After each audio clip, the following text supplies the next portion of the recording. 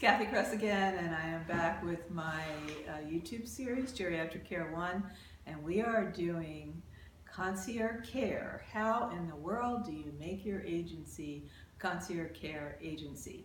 And we're to the fourth section, and we're going to talk about 3 ways to reach the concierge market, your agency. And the first one's brand, second one's internet, the internet, and the third one is third parties, and I'll go over each. So let's start with brand. What is brand? Well, let's just think of a product. A product's made in a factory. I have a coffee cup here. It's made in a factory, probably China. And a brand is made in your mind. It's a concept that you have of something. So a brand is about managing your image of a company. Like, I have no idea. I have a Starbucks, I drink a lot of coffee. So I have a Starbucks coffee cup, and I like Starbucks actually. So, and we all have a great image of the brand Starbucks. So a brand is made in your mind. That's how I like Starbucks. And what's your job here? Your job is to make that brand in line with the values and the benefits your company provides. And those benefits and the idea needs to be concierge.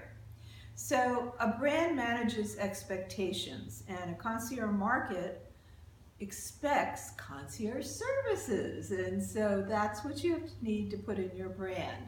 And it builds these gut feelings. I mean, I love Verve coffee here in Santa Cruz. And I just hear the word Verve, and I just feel good about the coffee that I'm going to drink every single day. A latte in the afternoon. I have a great cut, and they're spreading throughout the world now. So you have to basically establish yourself, your agency, as a concierge service. You want gut feelings in your clients' sense of your brand. People that want to buy you. They're not your clients yet. You want them to be your clients.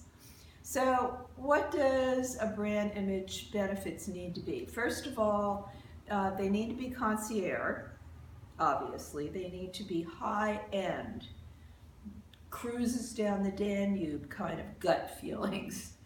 And that can be the name of your company, but I'm not attached to that as a marketer. I don't feel like, I think your company can be your name, and that's okay. But what's really important is the logo. The logo is the single most important. And what's important is your website and the copy you use. And I've said many times, my father was a copywriter, just like Mad Men in the 50s. Copy is what my father put together in 10 words or 5 words for the hotels in Atlantic City and the products you sell. So brand is also built then on key messages, and your tagline is much more important than almost anything. So I'll give you an example of a tagline I like. Because you have your name, let's just say Cress Care, an agency that I used to have.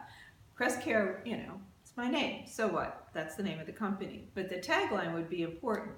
And so I made one up. Premium care management services and choices delivered by extraordinary healthcare professionals. That's a good tagline under Cress Care. And your logo, again, the single most important thing that you're going to have, that's an image. And think Apple. Basically Apple, what's the logo? It has an apple. And that's how they started.